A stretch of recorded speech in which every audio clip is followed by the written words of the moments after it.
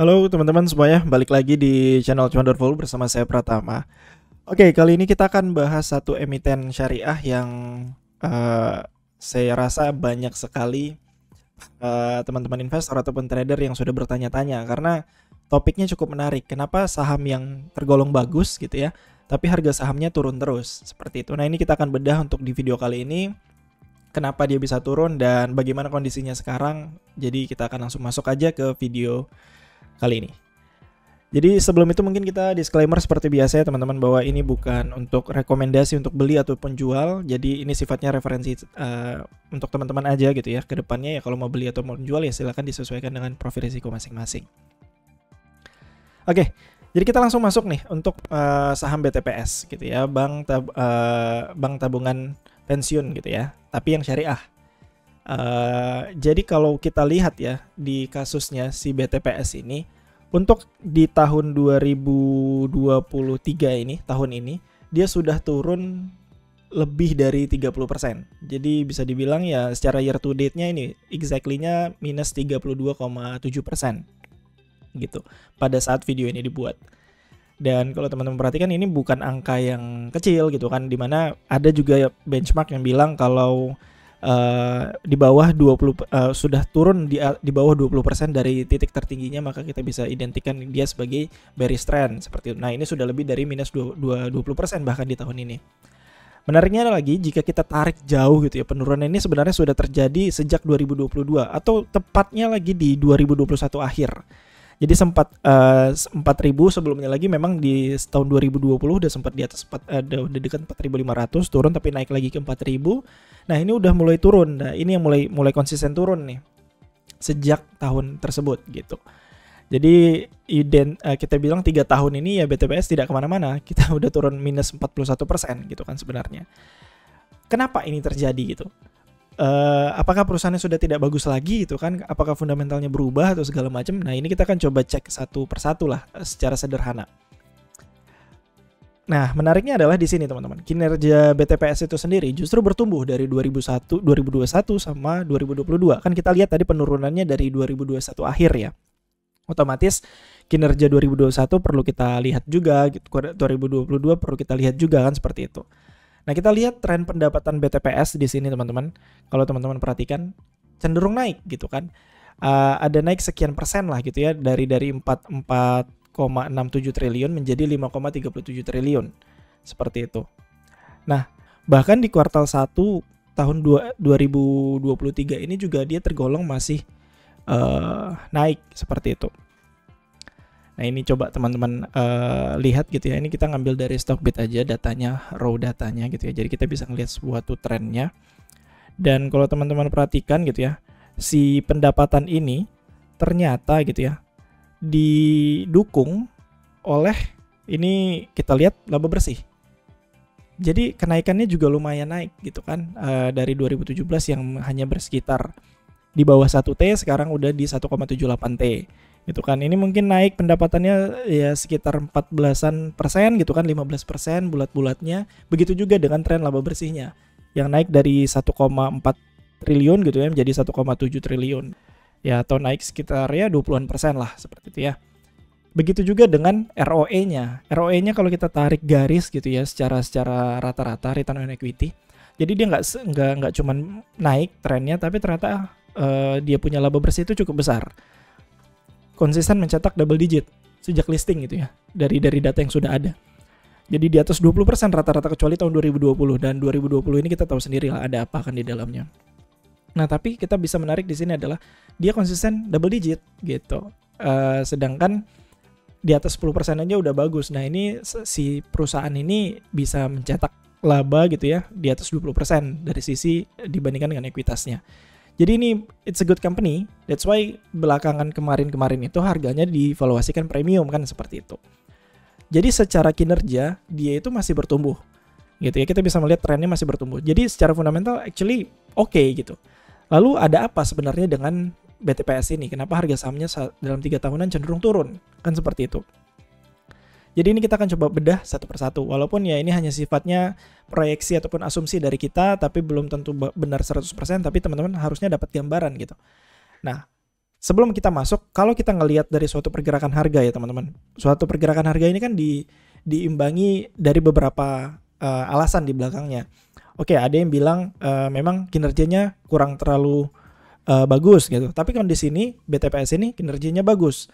Nah, sekarang kita lihat poin kedua, apakah valuasinya sebegitu meyakinkannya untuk perusahaan sekelas BTPS atau seberapa mahal si BTPS itu.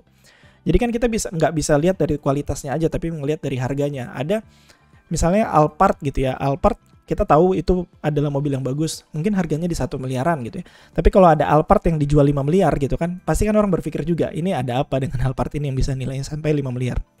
Itu yang akan kita coba cek satu persatu.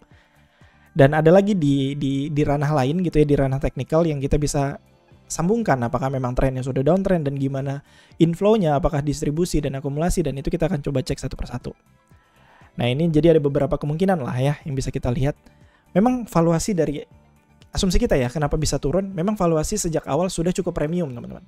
Bandingkan ya, kita bayangkan di peak tertinggi sebelum dia penurunan itu, pada puncaknya di 3.500 sampai 4.000, dengan kondisi fundamental yang terkait di sini gitu ya. BTPS itu dihargai PBV-nya, price to book value-nya itu 4,8 atau ya nyaris 5 kali. Dan PE ratio-nya 24 kali. Jadi ini bukan angka yang, ya walaupun dia good company, tapi ini angkanya cukup tinggi gitu kan. Kenapa saya bilang seperti itu? Kita pakai perbandingan sedikit aja, for your information gitu ya teman-teman. Angka di atas setara dengan angka valuasi BBCA pada saat itu. Jadi pada saat ini bank terbaik di Indonesia gitu ya, kita bisa bilang dari sisi kinerja itu mencatat angka yang kurang lebih sama aja. Price to book value-nya ya sekitar 4,9 atau 5 kali gitu. Price to earning-nya juga masih 20-an, di bawah 25 kali pada saat itu. Jadi apakah memang BTPS itu layak untuk dihargai seharga BCA? Ya itu teman-teman yang bisa punya judgement sendiri. Kita kan nggak bisa bilang ini salah, bilang itu benar gitu kan. Tapi kita coba berpikir logis saja pada saat itu. Oh ternyata memang pada saat itu kinerjanya di sama si BCA ini dihargai sama oleh pasar gitu. Yang kedua adalah, jadi kita bisa asumsinya oke, mungkin ini kemahalan pada saat itu. Jadi no wonder dia turun walaupun memang kinerjanya bagus. Jadi kinerja bagus tapi harga mahal kan, kita kalau secara value investing ya, kalau teman-teman yang memang pure value investing kan kita juga pasti ngelihat dari sisi value-nya.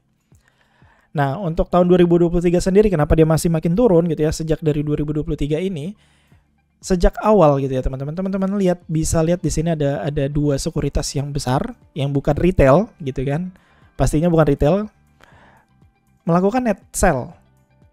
Coba teman-teman lihat. Jadi dari 1 Januari sampai sekarang gitu ya, tanggal 19 pada saat video ini dibuat, itu ZP dengan KZ itu udah net sell lebih dari 600 miliar di sini. Jadi ada 400 miliar dan 200 miliar.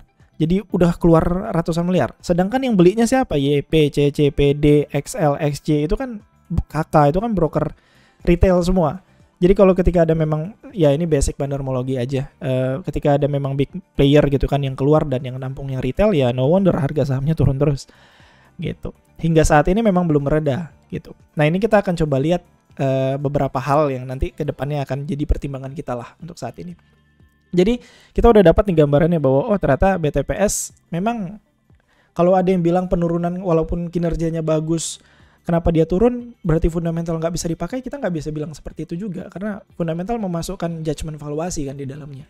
Dan valuasinya juga cukup, menurut kita ya, angka segini ya cukup premium lah untuk pada saat itu. Ya, apakah dia wajar atau tidak, ya jelas mungkin itu jadi judgement sendiri gitu ya. Tapi kalau menurut saya pribadi ya, dari tim Conderful, ngelihat angka yang seperti ini, itu nggak bisa dibilang murah gitu, that's it gitu. Apakah dia wajar atau tidak ya kita bisa balikan ke masing-masing investor. Tapi untuk dibilang murah ya kita belum tahu dengan kinerjanya pada saat itu.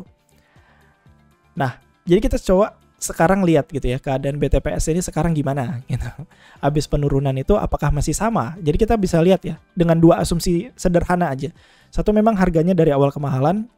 Kedua, didukung oleh keluarnya big player yang masif gitu. Jadi kita coba lihat dari satu sisi. Dan teknikalnya bagaimana kan gitu. Nah, menariknya adalah kita ngelihat di sini technical view-nya, harga saham BTPS sudah berada di area support kuat. Ini support sederhana aja, kita nggak ada pakai proyeksi apa-apa.